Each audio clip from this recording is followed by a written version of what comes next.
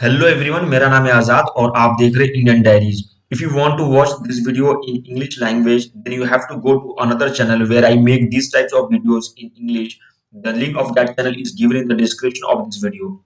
तो आज के इस वीडियो में हम बात करेंगे कि अगर आपके पास अगर मान लीजिए कोई ट्रैवल हिस्ट्री नहीं है, फर्स्ट टाइम आप ट्रैवल करना चाहते हैं, आपको अपना ट्रैवल हिस्ट्री दिखाना है, किसी और कंट्री में आपको जाना है, इसके लिए आपको ट्रैवल हिस्ट्री अपना बनाना है। और इसके बाद आप समझ लीजिए कि मतलब पहली बार कभी कभी ऐसा होता है कि आप लोग फर्स्ट टाइम ट्रैवलर है, तो आप लोग मतलब ऐसे कंट्री में जाना चाहते हैं जहां पर फर्स्ट टाइम आपको एंट्री मिल जाए, कोई आपको रोके नहीं।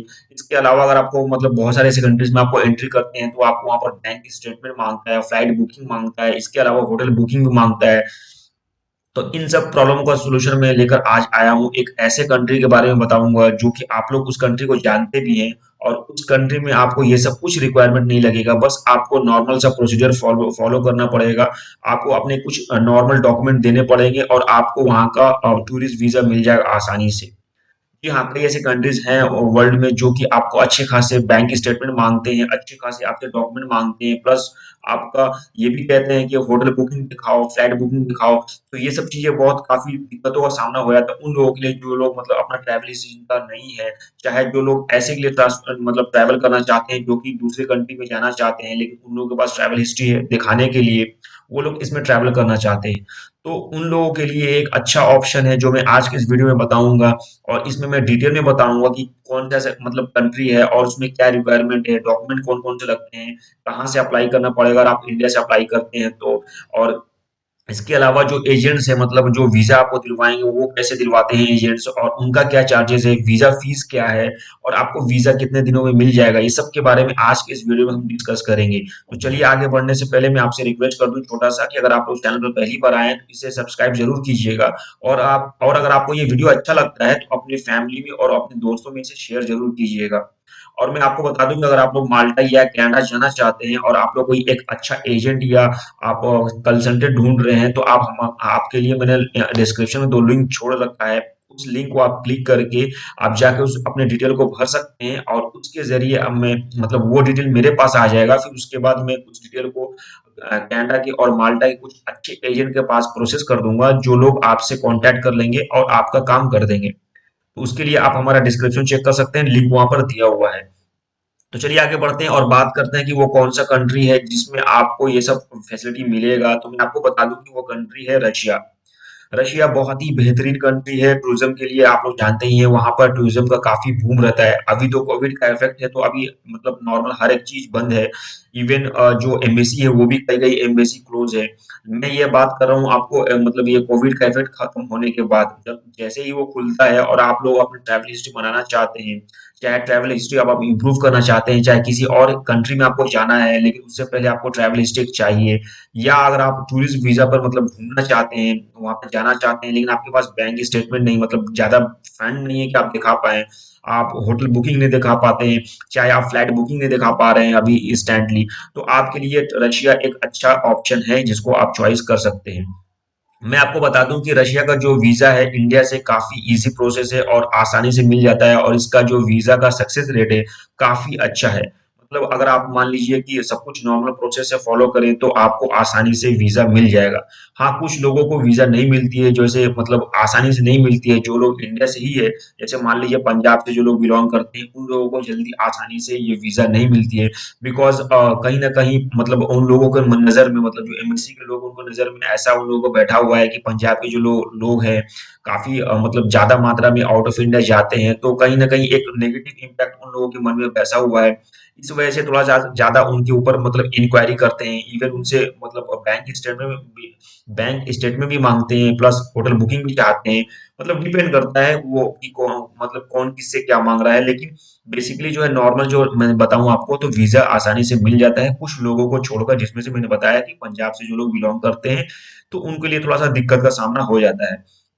तो चलिए मैं आपको बताता हूँ कि कैसे आपको करना पड़ेगा, क्या उसका प्रोसेस है, और उसके लिए मैं लेके चलता हूँ आपको सबसे पहले एक ऐसे वेबसाइट पे, दो ऐसे वेबसाइट पे जो मैं आपको दिखा देता हूँ, इसका लिंक मैं आपको डिस्क्रिप्शन में दे दूंगा। जैसा कि मैं आपको बता दूं कि ये कोई पेड प्रमोशन नहीं है। और अगर आपको रशिया में टूरिस्ट वीजा के लिए जाना है तो आपको सबसे पहले दो चीज इंतजाम करना पड़ेगा, वो है आपका इन्विटेशन लेटर। इन्विटेशन लेटर उसको बोलते हैं कि मतलब रशिया में आप जा रहे हैं तो आपको कोई इनवाइट कर रहा है, आपको कोई बुला रहा है घूमने के लिए, उसको बोलते हैं इन्विटेशन लेटर। तो रशिया के वीज़ा में क्या होता है कि आपको इन्विटेशन लेटर लेना पड़ता है। तो इन्विटेशन लेटर लेने के लिए तो आपको यहाँ पर कोई मतलब समझिए कोई यहाँ पर जान-पहचान वाला होगा या आपका कोई फ्रेंड होगा, तभी आपको इन्विटेशन लेटर मिल जाता है, तो आप आसानी से इसके बेसिस में आप अपना वीज़ा लगा सकते हैं। लेकिन कई लोगों के उनके फ्रेंड नहीं होते हैं, उनके जान-पहचान वाले नहीं होते हैं, तो वो लोग क्या करें, वो लोग कैसे इन्विटेशन लेटर लें? बिकॉज़ इन्विटेशन लेटर के बिना आपको रशिया का वीज़ा नहीं मिलने वाला है, टूरिस्ट वीज़ा।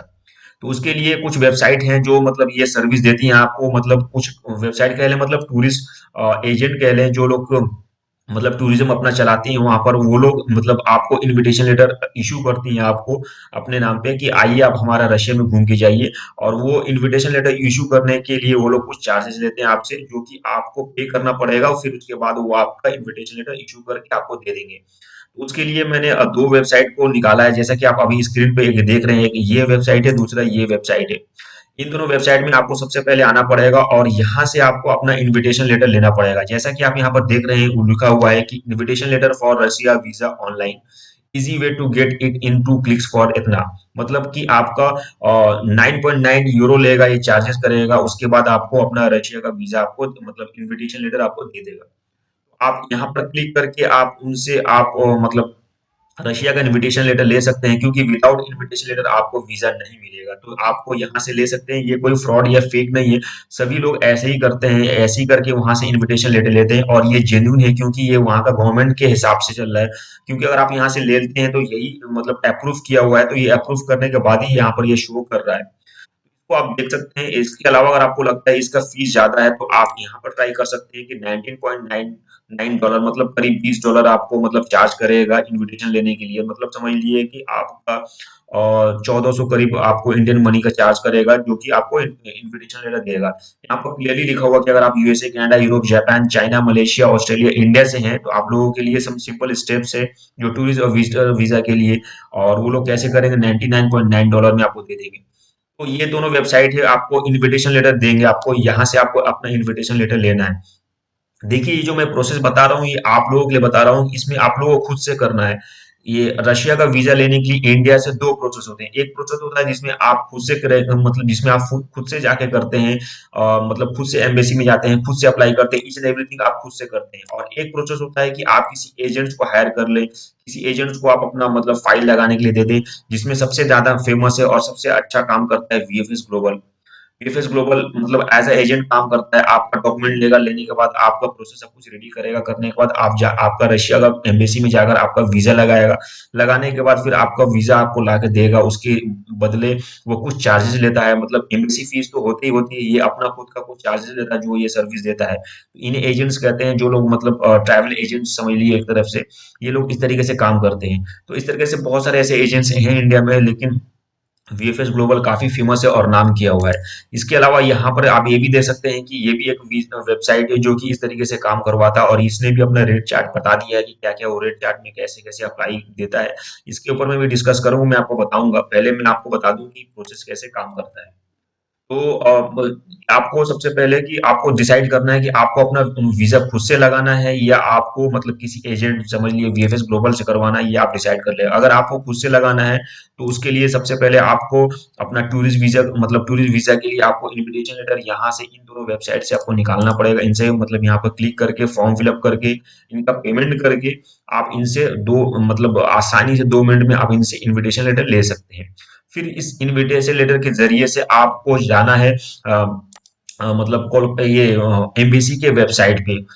जैसा कि मैं आपको बता दूं कि इंडिया में रशिया का एम्बेसी जो है वो आपका कोलकाता में है, और अगर आपको अप्लाई करना है तो अगर आपका मतलब नियरेस्ट लोकेशन, अगर आप मान लीजिए कि कोलकाता से बिलोंग करते हैं या आप इसके नियरेस्ट लोकेशन में हैं, तो आप यहाँ से अप्लाई कर सकते हैं। अगर आप लोग दिल्ली या अगर उसके अलावा मतलब नॉर्थ इंडिया में और भी कहीं जगह से अप्लाई करते हैं, तो आपको वीएफएस के जरिए अप्लाई करना पड़ेगा, जो कि दिल्ली में उसका ब्रांच है, तो वहां से आप कर सकते हैं। तो अगर मान लीजिए आप कोलकाता से अप्लाई करते हैं, तो आपको इन्विटेशन लेटर लेकर आपको यहाँ पर आना पड़ेगा, और आने के बाद ये आपको कुछ अपने डॉक्यूमेंट रेडी करने पड़ेंगे। जैसे आप मान लीजिए आपका ये इन्विटेशन लेटर रहेगा, आपका पासपोर्ट रहेगा और आपका फोटो रहेगा, और आपको बस ये यहाँ से एक फॉर्म मिलेगा। जैसा कि मैं आपको दिखा देता हूँ वो फॉर्म। यहाँ से आपको एक फॉर्म डाउनलोड मतलब भरना पड़ेगा। जैसा कि आप देख रहे हैं ये फॉर्म है आपको। इस फॉर्म को आपको खोल मतलब लिख कर खोल कर और आप उसको यहाँ पर मतलब चूज कंट्री कंट्री मतलब कहाँ से आप अप्लाई करें यहाँ पर लिखना है। और आपको हिंट्स एंड लैंग्वेज मतलब इसमें आपको हिंट्स चाहिए यहाँ पर चॉइस करने के बाद ये फॉर्म जो है आपको फिलअप करना पड़ेगा नॉर्मल सा फॉर्म है। और फिलअप करने के बाद आपको इसका प्रिंट आउट निकालना पड़ेगा। और निकालने के बाद फिर आपको ये फॉर्म और आपको ये इनविटेशन लेटर और आपका अपना फोटो ये 3 डॉक्यूमेंट आपको लेके इसके साथ आपका अपना पासपोर्ट ये 3 डॉक्यूमेंट लेके आपको जाना है। और जाना मतलब इन द सेंस कि आपको उसके एम्बेसी में जाके आपको सबमिट करना है। तो उसके लिए सबसे पहले सबमिट करने से पहले आपको एक अपॉइंटमेंट बुक करना पड़ेगा जिस दिन आप जाइएगा। तो उसके लिए आपको इस पेज पे आना पड़ेगा। इसका भी लिंक मैं जितनी भी जो मैं बात कर रहा हूँ वेबसाइट दिखा रहा हूँ सबका लिंक मैं आपको डिस्क्रिप्शन में दे दूंगा। आप वहां से क्लिक कर कर आप इन पेज पे आ सकते हैं।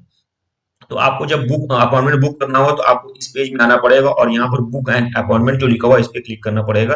और उसके बाद जो आपको गाइड किया जाएगा उस तरीके से आपको एक अपॉइंटमेंट अपना बुक करना पड़ेगा। जब आप अपना अपॉइंटमेंट बुक कर लीजिएगा तो आपको जो डॉक्यूमेंट जो मैंने अभी बताया वो डॉक्यूमेंट लेकर आपको उस डेट और टाइम में जाना पड़ेगा। और जाने के बाद आपको अपना मतलब डॉक्यूमेंट जमा करना पड़ेगा और आपकी वीजा वीजा के ऊपर मतलब आपके जो पासपोर्ट के ऊपर वो लोग वीजा स्ट्रिक करके आपको दे देंगे। नॉर्मली ये प्रोसेस जो होता है मतलब आपको हैंड टू हैंड हो जाता है अगर आप खुद से करते हैं एम्बेसी से तो। और इसमें आपको नॉर्मल चार्जेस लगते हैं। जैसे वीजा फीसेस की बात करें मैं तो आपके वीजा फीस जो होती है मतलब एम्बेसी की जो फीस होती है वो 3,630 रुपये होती है एम्बेसी की फीस। ठीक है। तो आपको सबसे पहले एम्बेसी की फीस मतलब पे करने के बाद फिर आपको अपना डॉक्यूमेंट वहाँ सबमिट करके आपको वहाँ पे मिल जाता है। अगर आप चाहते हैं कि मतलब ये जो फीस है इसमें रेस्ट्रिक्शन है कि मतलब संगसंग ये नहीं देता है। अगर आप चाहते हैं कि उनको संगसंग आपको चाहिए मतलब आप गए हैं उसको 1-2 घंटे के अंदर आपको चाहिए तो उसके लिए एक्स्ट्रा फीस पे करने पड़ते हैं तो आपको संगसंग वो लोग दे देते हैं। तो ऐसा भी ऑप्शंस है वहां पर। जब आप लोग वो फिलअप करने जाइएगा तो फिर आपको ऐसा बताया जाएगा। इसके अलावा अगर मान लीजिए आप मतलब ये तो हो गया आपका प्रोसेस कि आपने मतलब पैसे दिए और उसके बाद 3,600 रुपये पैसे इनकी फीस नॉर्मल जो दिए वीजा फीस जो होते हैं वो दिए और आपका पासपोर्ट रेडी होके मतलब वीजा रेडी होके आपका आ गया। ठीक है। ये संग संग नहीं आता है कुछ दिन टाइम लेता है जैसे कि आप यहाँ पर भी देख रहे हैं यहाँ पर संग संग ये आता नहीं है। 7 से 20 दिन तक लग जाते हैं और प्रोसेसिंग टाइम इसका है। तो आप इसको देख सकते हैं ऐसे कि मतलब संग संग मिलता नहीं है बेसिकली। तो आपको इसमें टाइम थोड़ा सा लग जाता है। अगर आपको जल्दी चाहिए तो थोड़ा एक्स्ट्रा चार्जेस पे करने पड़ते हैं और आपको जल्दी मिल जाता है ऐसा नहीं है।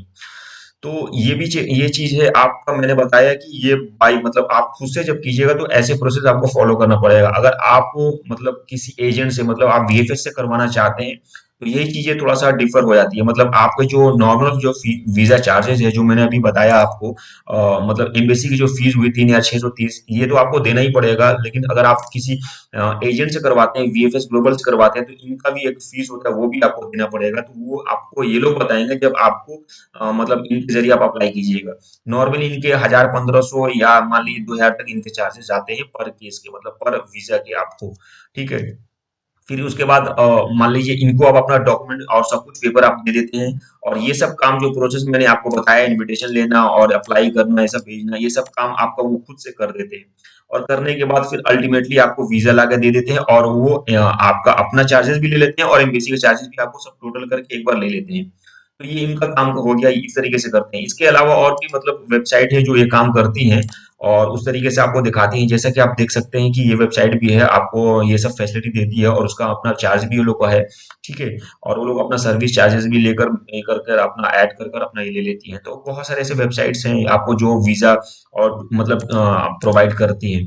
तो ये हो गया आपका कि एजेंट से कैसे काम करेंगे। अब मैं आपको बता दूं कि अगर मान लीजिए आपका मतलब टोटल प्रोसेस कितना लगता है चाहे मतलब टाइम कितना लगता है अगर नॉर्मल काम करे तो। और अगर किसी एजेंट से करें सॉरी अगर किसी एजेंट से करते हैं तो आपको कितना फीस देना पड़ेगा।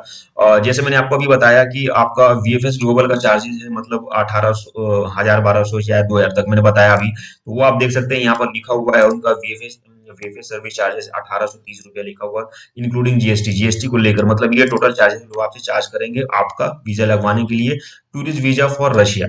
तो ये बात को ध्यान में रखिएगा। और अगर हम बात करें इस वेबसाइट पे, तो अगर इस वेबसाइट पे अपना वीज़ा लगवाते हैं आप, तो ये कोई पेड प्रमोशन नहीं है, मैं आपको जस्ट दिखा दे रहा हूँ कि कैसे क्या होता है। अगर आप मान लीजिए सिंगल एंट्री वीज़ा लेते हैं आप, जिसका वैलिडिटी होता है 1 मंथ का, तो वो उसका प्रोसेसिंग टाइम 7 से 20 दिन लगेगा और एम्बेसी फीस इतना होता है, सर्विस फीस मतलब इस वेबसाइट में जो मतलब इस एजेंट का सर्विस फीस इतना है, ठीक है? तो जीएसटी पे टोटल के ऊपर जीएसटी लगाने के बाद जीएसटी का फीस इतना हुआ और टोटल कॉस्ट आपको इतना देना पड़ेगा। अगर आप सिंगल एंट्री वीज़ा लेते हैं तो इनको। अगर आप ये खुद से करना चाहते हैं तो ये चार्जेस बहुत कम हो जाएगा, मतलब 4-5 हज़ार तो ऐसे ही आपके कम हो जाएँगे खुद का, और यहाँ पर आपको अच्छा खासा सेविंग हो सकता है। तो इसका भी मैं आपको लिंक डिस्क्रिप्शन दे दूँगा, वहाँ से क्लिक करके आकर आप यहाँ पर देख सकते हैं कि सिंगल एंट्री में, डबल एंट्री में क्या मतलब ये बेनिफिट मिलता है। और ये बता दूँ मैं कि ये रशिया का टूरिस्ट वीज़ा के लिए है, मतलब फीस है सिटीज़न ऑफ इंडिया के लिए। और अगर आप इन्विटेशन लेटर का ऑप्शन भी चाहते हैं टूरिस्ट वीज़ा में, तो ये आपको चार्जेस पे करना पड़ेगा। जो मैं अभी बात कर रहा था इन्विटेशन लेटर का, वो आपको ये चार्जेस पे करना पड़ेगा। ये नॉर्मल के लिए चार्जेस है, ठीक है? तो ये बात को ध्यान रखिएगा, दोनों को मिक्स अप नहीं कर दीजिएगा। और जैसा कि आप देख सकते हैं प्रोसेसिंग डे यहाँ पर सेम डे दिखा रहा है, जिसको मैंने अभी आपको आप लोगों को कहा कि अगर आप लोगों को सैमसंग लेना चाहते हैं तो आप लोगों को थोड़ा एक्स्ट्रा देना पड़ सकता है, तो मे बी ये चार्जेस करके यहाँ पर बोला होगा। और आपका इन्विटेशन अप टू 30 डेज के लिए मतलब वैलिड होता है, सिंगल एंट्री होता है ये। तो ये भी काफी अच्छा ऑप्शन है, इसको भी देख सकते हैं, ठीक है?